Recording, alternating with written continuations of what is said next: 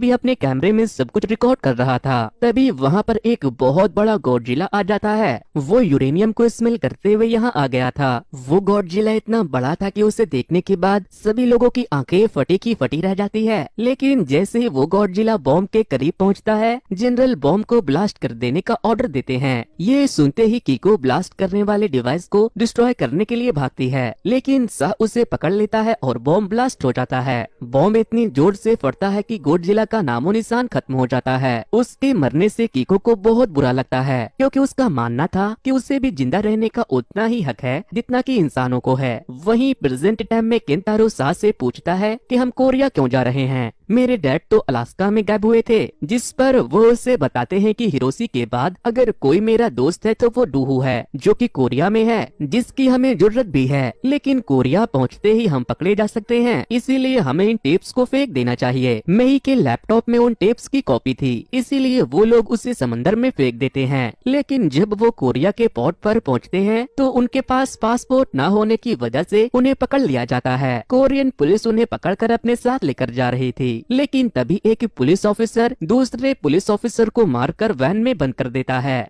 तभी हमें पता चलता है कि दूसरा पुलिस वाला सा का दोस्त डूहू है। सा उससे मिलकर बहुत खुश होता है। डूहू उन्हें अपने साथ लेकर वहाँ से निकल जाता है।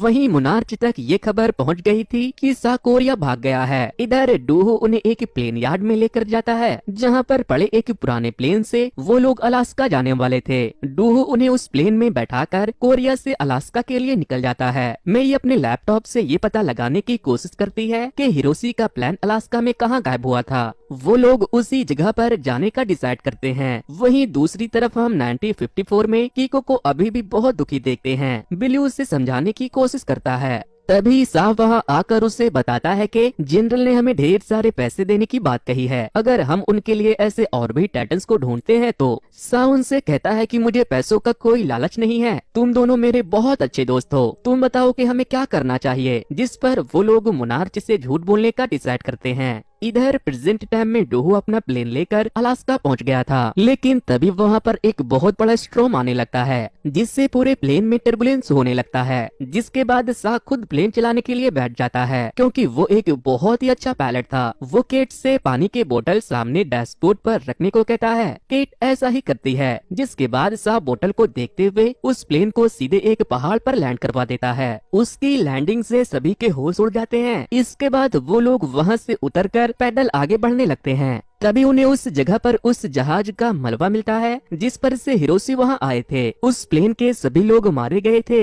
लेकिन हिरोशी अभी भी मिसिंग था, जिससे कि वो समझ जाते हैं कि हिरोशी अभी भी जिंदा है। और आगे जाने के बाद उन्हें एक कैंप दिखाई देता है, तो वो लोग उसके अंदर चले जाते हैं। उस कैंप के अंदर उन्हें हिरोशी से रिलेटेड कुछ और सामान मिलते हैं। केट और किंतारो ये देखकर एक दूसरे को गले लगाते हैं, क्योंकि उसके डैड अभी भी जिंदा थे। वहीं डूहो को प्लेन पर किसी मॉन्स्टर के पंजों का निशान मिलता है, जिसे देखते ही वो सभी लोगों को जाकर ये बताने लगता है कि हमें यहाँ से जाना होगा। वो जल्दी जल्दी प्लेन पर जाकर बैठ जाता है और उसे स्टार्ट करने लगता है, लेकिन तभी बर्फ के अंदर से एक मॉन्स्टर निकलकर डूहू पर हमला कर देता है। वो प्लेन को पकड़कर जैसे ही अपना मुंह खोलता है, पूरी प्लेन फ्रीज होने लगती है। मॉन्स्टर इस हद तक प्लेन को फ्रीज कर देता है कि प्लेन के साथ साथ डूहू भी जम जाता है। वो मॉन्स्टर उस प्लेन को पूरी तरह से डिस्ट्रॉय करने के बाद केट और बाकी के लोगों के पीछे पड़ जाता है। वो लोग उससे बचने के लिए एक अंडरग्राउंड गुफा के नीचे चले जाते हैं, लेकिन तभी मेई का पैर गड्ढे में फंस जाता है। वो लोग किसी तरह उसका पैर गड्ढे से बाहर निकालते हैं और फिर मॉन्स्टर के जाने का वेट करते हैं। मॉन्स्टर के वहाँ से जाने के बाद वो लोग गुफा से बाहर निकलते हैं और फिर आगे किसी शेल्टर के तलाश में आगे बढ़ने लगते हैं। तभी उन्हें एक जगह से लाइट निकलते हुए दिखाई देता है, लेकिन वो जगह बहुत दूर था। तभी किंतारो कहता है कि मैंने पीछे एक बिल्डिंग को देखा था, हमें उतने दूर जाने से अच्छा उस बिल्डिंग में चले जाना चाहिए। जिस पर मेई कहती है कि देखो उसे सिर्फ तुमने देखा है, हमने तो नहीं देखा, इसीलिए हमें वहाँ नहीं जाना चाहिए। लेकिन किंतारो कहता है कि नहीं, मैंने सच में उसे देखा है, वो यहाँ से बहुत नजदीक है। जिस पर सा कहता है कि ठीक है, तुमने जो बिल्डिंग देखा था तुम वहाँ जाओ और हम जहाँ से लाइट आ रही है वहाँ जाएंगे।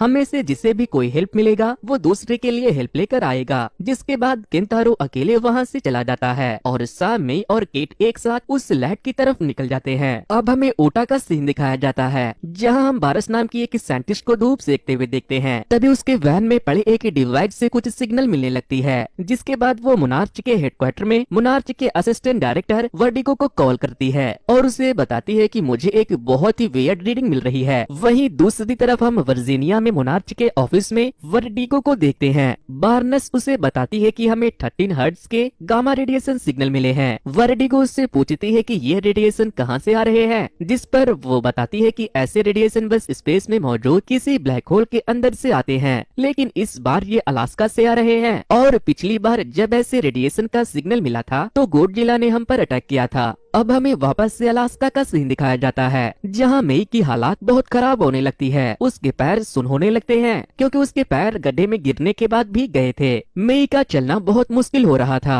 लेकिन वो लोग चलते चलते वापस अपने डैड के टेंट के पास पहुंच जाते हैं, जिस पर सा कहता है कि ये जगह बहुत ही अजीब है। हम इसे जितना भी समझने की कोशिश करते हैं उतना ही उलझते जाते हैं। मेई पूरी तरह से जम रही थी, इसीलिए वो लोग उसे लेकर हिरोशी के टेंट में चले जाते हैं और वहाँ पर आग जलाकर मेई को गर्म रखने की कोशिश करते हैं। तभी मेई केट से कहती है कि अगर मैं मर जाती हूँ तो तुम मेरी बहन का ख्याल रखना, उसका मेरे अलावा कोई नहीं है। लेकिन तभी वहाँ पर आग के वजह से वो बर्फ के अंदर रहने वाला टाइटन फिर से आ जाता है। साउस के आने की आवाज सुनकर केट और मेई को लेकर वहाँ से भागता है। फिर टाइटन जैसे ही बाहर आकर आग को खाता है, उसके पूरे मुंह में आग लग जाती है, लेकिन वो अपने मुंह से ठंडी हवा निकालकर आग को बुझा देता है।